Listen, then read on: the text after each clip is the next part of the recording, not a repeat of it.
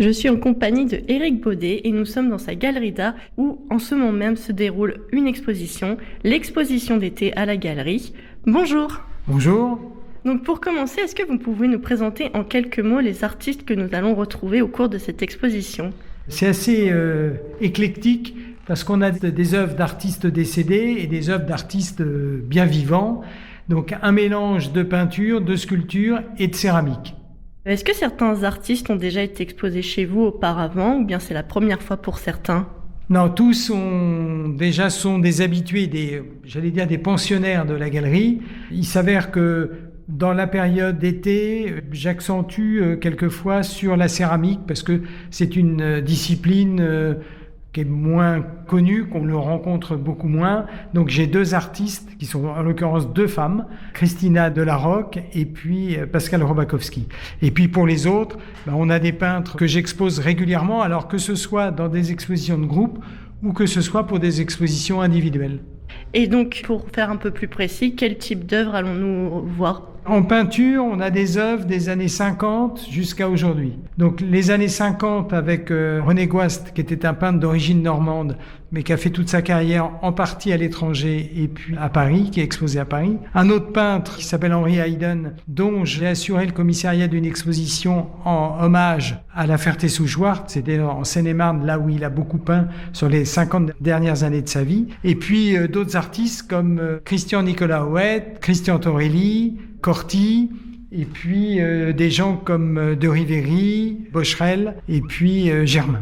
Voilà pour la peinture. Et pour la sculpture, on a Gosti, Mougin, Nancy Wilstec de Laps, et puis un artiste plutôt années 30-40 qui est Robert Vlerick. L'exposition, elle n'a pas vraiment de nom, on a juste exposition d'été. Donc pourquoi faire une exposition d'été, tout simplement ? Écoutez, l'été, d'abord parce que je vais prendre quelques vacances, donc voilà, d'une part, pour le côté estival. Il est vrai qu'avec les vacances, on programme en général, les galeries programment une exposition longue qui couvre un peu plus de 2 mois, en général 2 mois et demi. Voilà pour le nom exposition d'été. L'année dernière, j'avais axé le titre sur les couleurs de la vie.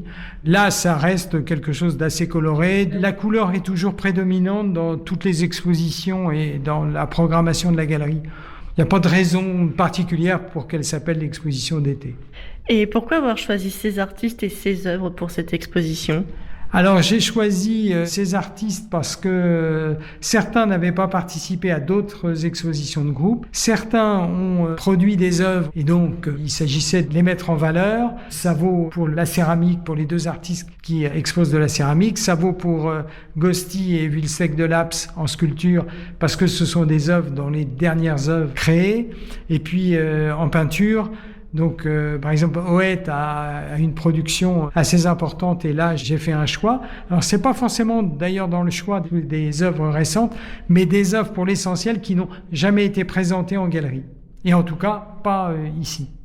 Est-ce que c'est important pour vous d'organiser cet événement cet été ? Oui, mais toutes les expositions ont leur importance, alors à des degrés divers. Importance parce que quelquefois, c'est la première fois qu'on va présenter les œuvres d'un artiste. Importance parce que quelquefois, je prends l'exemple d'Haydn, c'est des œuvres qu'on retrouve dans des musées. Il y a une grande notoriété, donc on est heureux de se faire l'écho un peu de ce qui peut se faire dans certains musées. Parce que c'est aussi, pour certains, des opportunités, je pense aux peintres décédés, de trouver des œuvres et de pouvoir les mettre là en valeur à ce moment-là.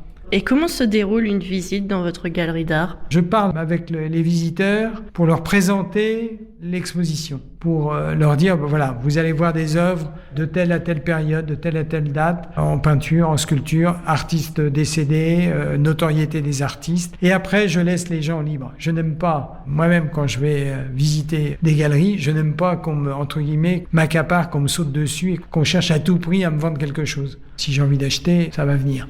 Moi, ce qui m'intéresse, c'est de présenter les œuvres, de les remettre dans un contexte quelquefois, parfois historique, et d'être, c'est peut-être un peu pompeux, mais un peu pédagogue, de pourquoi tel artiste a ce type d'écriture, que ce type d'écriture a pu évoluer entre il y a 20 ans et maintenant, et s'il y a eu l'évolution, expliquer comment s'est passée l'évolution. C'est ce qui m'intéresse, c'est pas de présenter des œuvres et puis les accrocher et dire ça va de tel prix à tel prix, et là c'est coloré, là pas coloré, non. C'est vraiment expliquer un peu la démarche des artistes, y compris en même temps la démarche de la galerie pour ceux qui ne sont jamais venus à la galerie, et puis après les laisser regarder et puis être à leur disposition s'ils ont des demandes, des questions sur tel ou tel artiste ou sur telle ou telle œuvre. Et pour qui va s'adresser cette exposition ? Un public très large parce que y a des gens qui vont venir sûrement pour un artiste et qui vont peut-être en découvrir d'autres par la même occasion. Il y a des personnes qui vont venir plutôt pour une technique, c'est-à-dire qui vont venir plutôt voir les céramiques, d'autres la sculpture, d'autres la peinture, d'autres qui viennent parce que la curiosité fait qu'ils ont l'habitude de venir découvrir, ou des personnes qui passent et qui regardent la vitrine, et c'est la vitrine qui les attire. Ça a été le cas pour des ventes récentes où j'ai changé 3 fois la vitrine parce que j'ai vendu les tableaux, et des personnes qui n'étaient jamais venues à la galerie. C'est l'accroche de la vitrine qui a fait que. A contrario, ça arrive souvent, et on le constate, que des personnes ont vu la vitrine, rentrent, regardent l'exposition, et ils ont presque oublié le tableau ou les tableaux ou les sculptures qui sont en vitrine. C'est assez étonnant, et je l'ai remarqué au fil des années. Il y a des petites choses comme ça qu'on remarque qui sont étonnantes et on peut le dire amusantes.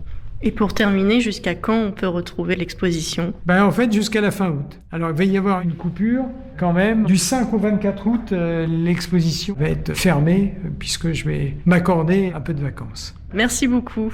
Merci à vous. Donc, j'attends les visiteurs qui viennent par curiosité, ne serait-ce que par curiosité, voir ce qu'il se fait.